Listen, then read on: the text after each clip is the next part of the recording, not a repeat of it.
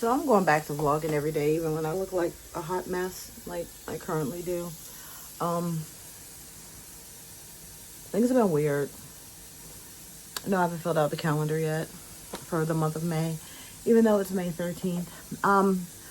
I had a elderly family member staying with us for like 8 years, and let's just say she took advantage of us, and then the moment she got money, she dipped out on us, and yeah, so we're basically going bankrupt because we let her live with us for such a long time, and then she sold a piece of land and took our money and ran. She's in like some sort of home, but she's sending us hate and making us sound like the bad people when we were the ones like cooking for her and cleaning for her. And yeah, so I've had a very rough go of it for the last couple of weeks.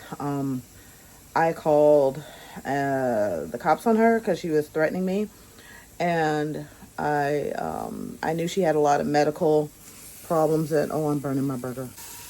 She had a lot of medical problems that she was ignoring, and I'm not gonna get into that, but like she wouldn't listen to me, her niece, telling her, like what she needed to be doing to take care of herself. She hadn't left the house in years.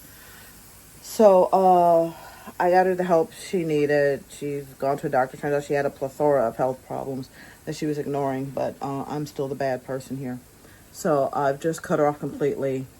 And my kids are reeling from that because they had to experience a lot of abuse from her. Not only abuse, like her words, she was very mean to them, would say really mean things. And I feel really guilty that this is my family member and I let her live here.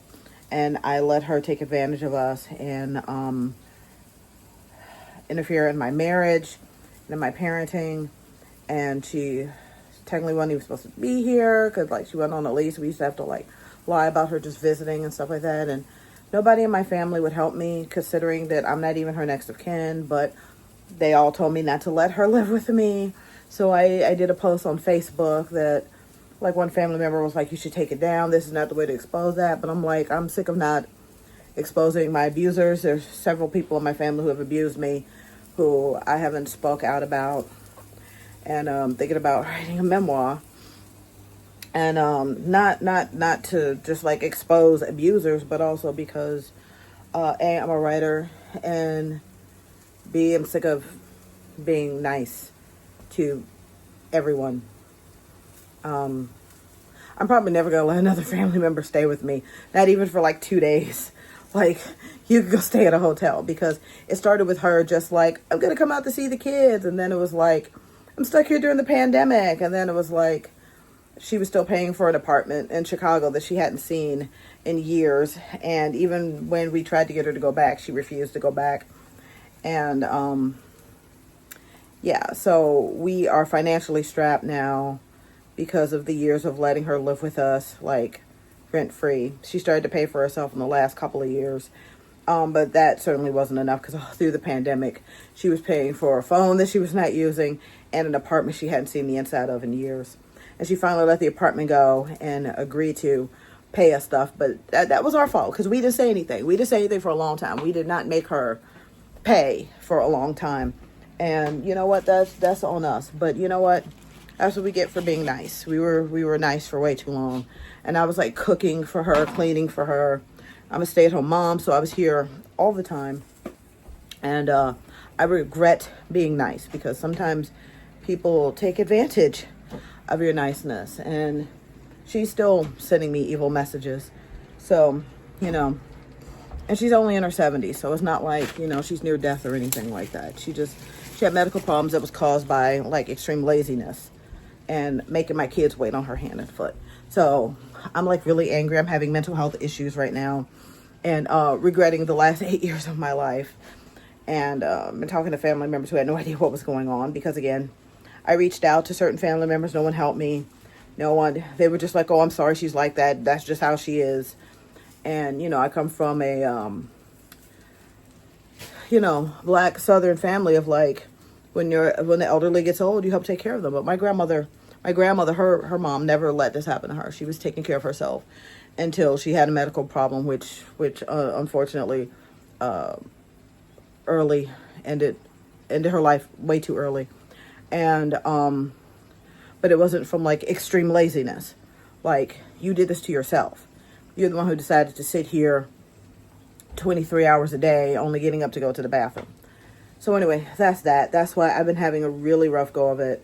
I've been on and off, just like crying and feeling guilty for harming my family, because letting her live with us has harmed my family. My son has been having behavioral issues at school that he was not having before.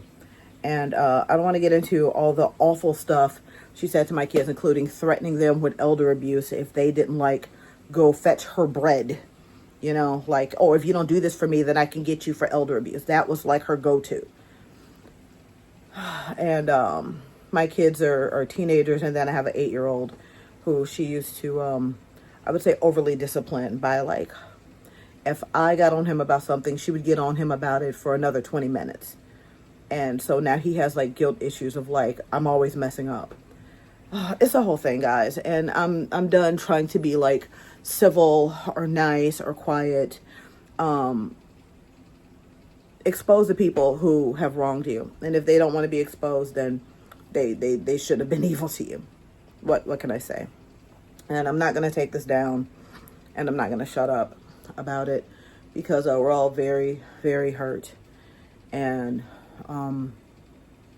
disappointed in a person who claimed that they would be there for us. She was supposed to help us move. We've been in this apartment longer than we should have been because of her.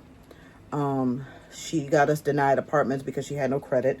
She had filed bankruptcy years ago, so she had, like, no credit score.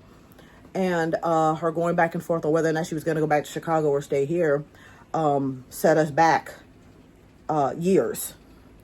During the pandemic, she set us back because she refused to get the vaccine. She got the Johnson & Johnson vaccine, but wouldn't go out to go get the other vaccines.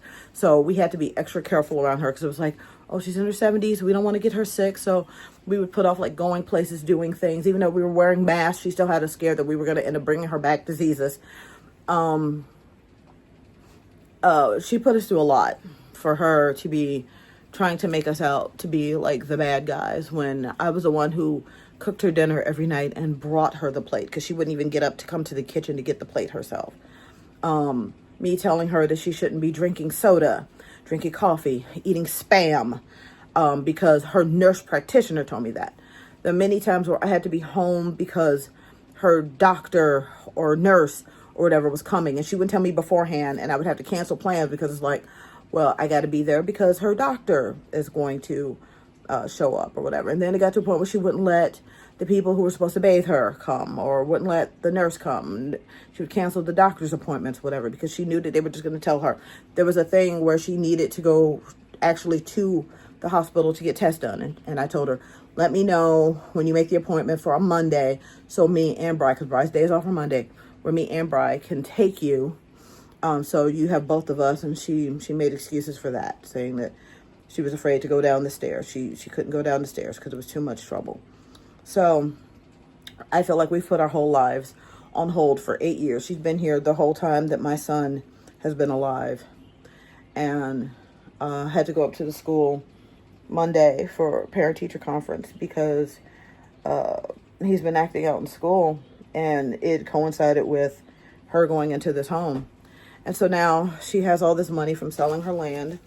It's a lot that my husband helped her negotiate to get more. And she said we were going to move.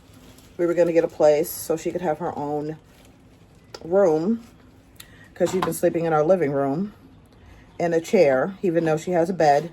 She wouldn't sleep in the bed anymore. She said it was too much trouble trying to lay down. We were supposed to get a place, and then she was supposed to go to, like, this rehab center and then come back. And, yeah, she let me know through email that was not going to happen. She sent me this passive-aggressive "since you hate me" email. And I thought she would have apologized by now for calling me evil and telling me that I want her dead. I want you dead, but yet I'm cooking you meals every single night. And watching your dietary restrictions, Like there's certain things that I couldn't cook because she couldn't eat, because either she didn't like it or because she said she couldn't have too many beans or she couldn't have corn. So I would leave that stuff out. There were times where I had to make different meals just for her. So I'm in the kitchen cooking. I would make something for us and then make something different for her. I feel so taken advantage of and stupid and guilty. And it's not like I have Christian guilt or anything like that. I'm not religious. It's not that. It's just the fact that, like, I was constantly reminded of how when I was little, I had like a really bad childhood, and my mom was very neglectful. So a lot of the time, my aunt would take me places. She would take me to like plays, and she would take me, one year, she took me and my cousin to Disney World. The next year, she would take us to like Canada. Went to Disney World a couple of times, Canada a couple of times. And it's like, oh, okay, so she did all this stuff for me. I owe her.